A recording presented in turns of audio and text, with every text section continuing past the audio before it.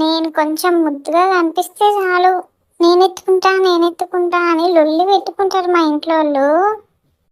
అదే నా diaper full అయితే మాత్రం నాకు తెలియదు అంటే నాకు తెలియదు, నాకు తెలియదు అంటే నాకు తెలియదు అని దూరం దూరం పోతారు.